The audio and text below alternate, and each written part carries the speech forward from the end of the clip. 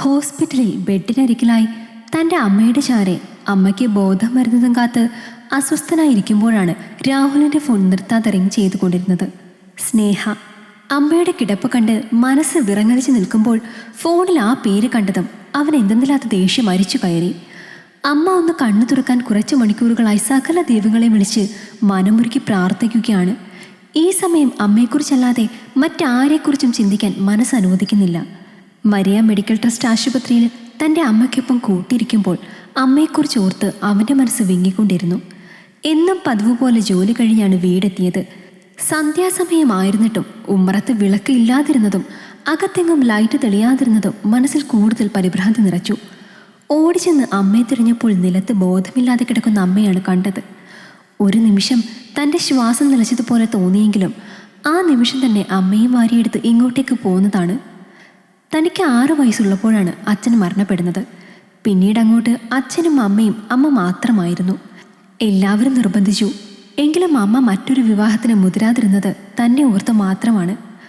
ആ അമ്മയ്ക്ക് ഒരു പോറലേറ്റുവെന്നറിഞ്ഞാൽ പോലും എങ്ങനെയാണ് തനിക്ക് താങ്ങാനാകുക? ചിന്തകൾ അവനെ ഭ്രാന്ത് പിടിപ്പിക്കുന്ന നേരത്താണ് അമ്മയെ ചികിത്സിക്കുന്ന ഡോക്ടർ അങ്ങോട്ടേക്ക് വന്നത്. ദേവകി അമ്മ ഇനിയും കണ്ണു തുറന്നില്ലേ? നിറഞ്ഞ പുഞ്ചിരിയോടെ അദ്ദേഹം ചോദിച്ചു.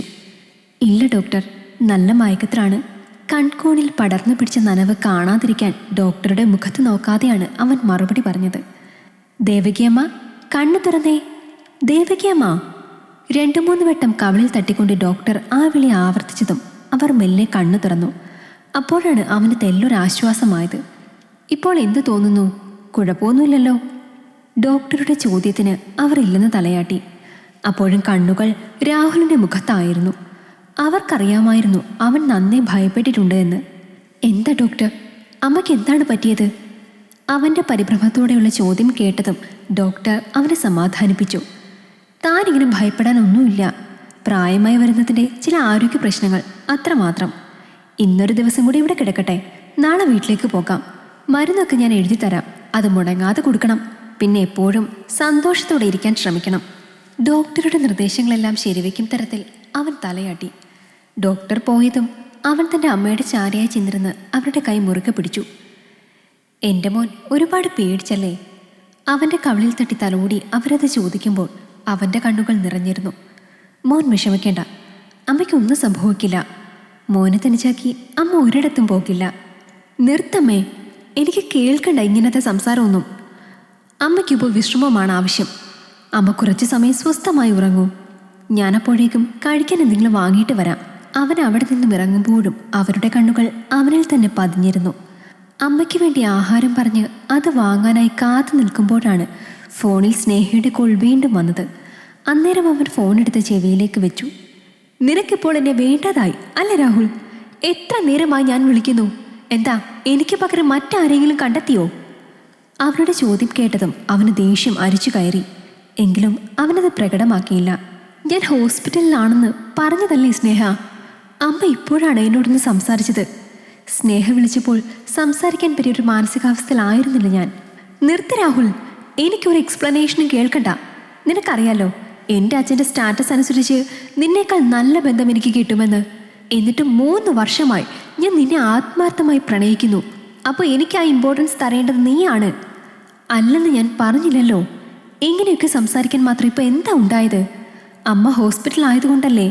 അല്ലാതെ ഞാൻ നിന്നോട് സംസാരിക്കാതിരുന്നിട്ടുണ്ടോ എപ്പോഴെങ്കിലും? അതെങ്കിലും ഒന്ന് മനസ്സിലാക്ക സ്നേഹ.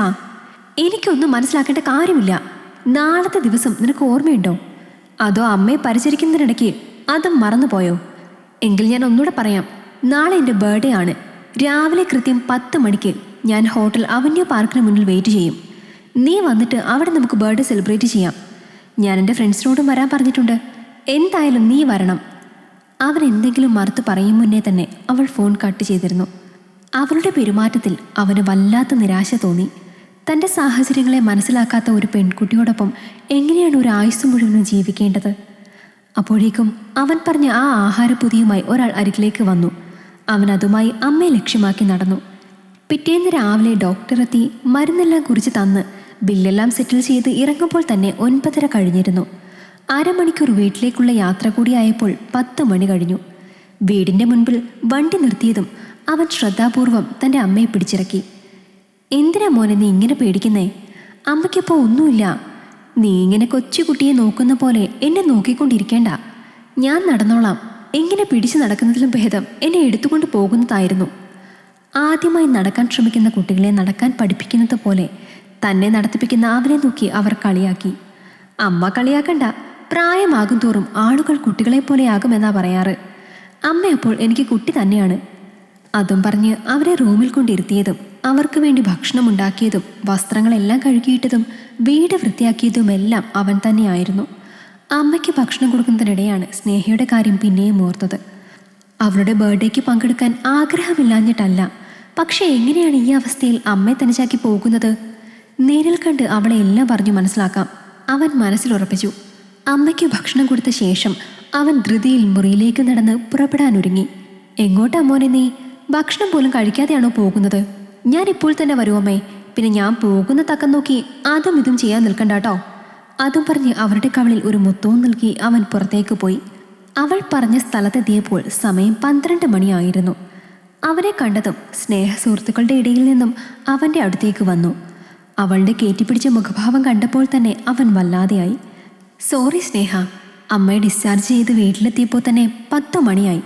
പിന്നെ വീട്ടിൽ വന്ന ഉടനെ അമ്മയെ തനിച്ചാക്കി വരുന്നത് എങ്ങനെയാണ്? അതാണ് വൈകിയത്. ഞാൻ നിന്നെ ഫോണിൽ വിളിക്കാൻ ശ്രമിച്ചിരുന്നു, പക്ഷെ സ്വിച്ച് ഓഫ് ആയിരുന്നു. എനിക്കറിയാം നീ ഓരോ മുട്ടി ന്യായങ്ങൾ പറഞ്ഞ് വിളിക്കുമെന്ന്. അതുകൊണ്ടാണ് ഞാൻ മനഃപൂർവ്വം ഫോൺ ഓഫ് ചെയ്ത് വെച്ചത്. എത്ര നേരമായി ഞാനിവിടെ വെയിറ്റ് ചെയ്യുന്നു. ഏത് സമയം നോക്കിയാലും അമ്മ അമ്മ അമ്മ. അവൾ പൊട്ടിത്തെറിച്ചു. അവൻ്റെ സകല നിയന്ത്രണങ്ങളും തെറ്റിയെങ്കിലും അവനത് കടിച്ചമർത്തി. അമ്മയ്ക്ക് ഞാനല്ലാതെ മറ്റാരാണുള്ളത് സ്നേഹ? അപ്പോൾ പിന്നെ ഞാൻ എങ്ങനെയാണ് അമ്മയെ തനിച്ചാക്കുന്നത്? എന്നെ വിവാഹം കഴിക്കാൻ പോകുന്നയാൾക്ക് ഏറ്റവും പ്രിയപ്പെട്ടവൾ ഞാനായിരിക്കണമെന്ന് എനിക്ക് നിർബന്ധമുണ്ട്. ഞാൻ കഴിഞ്ഞേ അമ്മ പോലും ഉണ്ടാകാൻ പാടുള്ളൂ. അവൾ നിർബന്ധം പിടിക്കും പോലെ പറഞ്ഞു. സ്നേഹ, നീ എനിക്ക് ഏറ്റവും പ്രിയപ്പെട്ടവൾ തന്നെ. അമ്മ കഴിഞ്ഞാൽ ഈ ലോകത്ത് ഏറ്റവും അധികം ഞാൻ സ്നേഹിക്കുന്നത് നിന്നെയാണ്. അപ്പോഴും എനിക്ക് 2ാം സ്ഥാനം, അമ്മയ്ക്ക് 1ാം സ്ഥാനമല്ലേ? തർക്കം വിടാൻ ഭാവമില്ലാതെ അവൾ തുടർന്നു. അതെ സ്നേഹ, എല്ലാ മക്കളെയും പോലെ തന്നെ എനിക്കും ജന്മം നൽകിയവർ തന്നെയാണ് വലുത്. അത് പറ്റില്ല. രാഹുലിൻ്റെ ലൈഫിൽ എനിക്കായിരിക്കണം 1ാം സ്ഥാനം. അതെനിക്ക് നിർബന്ധമാണ്. രാഹുലിൻ്റെ കൂടെ ഇനിയുള്ള കാലം ജീവിക്കേണ്ടത് ഞാനാണ്, അമ്മയല്ല. അവർ ഇന്നോ നാളെ അങ്ങ് പോകും, പിന്നെ ഞാനേ കാണൂ. നിർത്തടി നിന്റെ സംസാരം. അത്ര നേരം അടക്കി വെച്ച സകല ദേഷ്യവും പുറത്തേക്ക് പുറപ്പെട്ടത് ഒറ്റ നിമിഷത്തിലായിരുന്നു. നിയന്ത്രണം വിട്ട് അവൻ്റെ കൈ പതിച്ചത് അവളുടെ കവളിലായിരുന്നു. ജീവിതത്തിൽ ആദ്യമായാണ് ഒരാളെ അടിക്കുന്നത്. അവൾക്ക് തല ചുറ്റുന്നത് പോലെ തോന്നി. നീ എന്താ കരുതിയത്? നിന്റെ തന്തയുടെ പണം കണ്ടിട്ടാണ് ഞാൻ നിന്നെ സ്നേഹിച്ചതെന്നോ? അത്രയ്ക്ക് പൊങ്ങനാണ് ഞാനെന്ന് നീ കരുതിയോ? ഇത്ര നാളും ഞാൻ എല്ലാം ക്ഷമിച്ചത് നീ ഒരു പെണ്ണല്ലേ എന്ന് കരുതിയാണ്. എന്നെങ്കിലും നീ മാറുമെന്ന് കരുതിയാണ്. പക്ഷെ എനിക്ക് തെറ്റി രാഹുൽ. ഞാൻ ഇത്രയും നാളും കണ്ടിട്ടില്ലാത്ത അവൻ്റെ രൗദ്രഭാവം കണ്ട് അമ്പരന്നവൾ വിളിച്ചു. മിണ്ടിപ്പോകരുത്. ഇനി ഒരു അക്ഷരം എൻ്റെ അമ്മയെപ്പറ്റി മിണ്ടിയാൽ ഇതല്ല, ഇതിനപ്പുറം നീ കാണേണ്ടി വരും. നീയെന്നല്ല, സാക്ഷാൽ ദൈവം വന്ന് മുന്നിൽ നിന്നാലും എനിക്കെൻ്റെ അമ്മയെ തന്നെയാണ് വലുത്. ഇത്രയും നാൾ ഞാൻ എല്ലാം സഹിച്ചും ക്ഷമിച്ചു നിന്നതാണ്. ആദ്യമേ എല്ലാം വേണ്ടെന്ന് പറഞ്ഞിട്ട് പോകാൻ എനിക്ക് അറിയാഞ്ഞിട്ടല്ല. ഞാൻ കാരണം ഒരു പെണ്ണിൻ്റെ മനസ്സ് വേദനിക്കണ്ട എന്ന് കരുതിയിട്ടാണ്. അല്ലെങ്കിലും നിനക്ക് വേണ്ടത് സ്നേഹിക്കാൻ ഒരു ഭർത്താവിനെ അല്ല, നിന്റെ പുറകെ വാലാട്ടി നടക്കാൻ ഒരു കോന്തരയാണ്. എന്നെ അതിന് കിട്ടുമെന്ന് നീ കരുതണ്ട.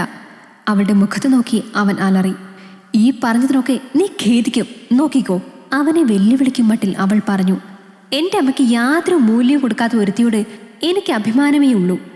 എൻ്റെ അമ്മയെ സ്നേഹിക്കാൻ കഴിയുന്ന ഒരു പെണ്ണിനെ എന്നെയും സ്നേഹിക്കാൻ പറ്റൂ. ജീവിതത്തിൽ ആദ്യമായിട്ടാണ് ഒരു പെണ്ണിനോട് ഇങ്ങനെയൊക്കെ പറയേണ്ടി വരുന്നത്.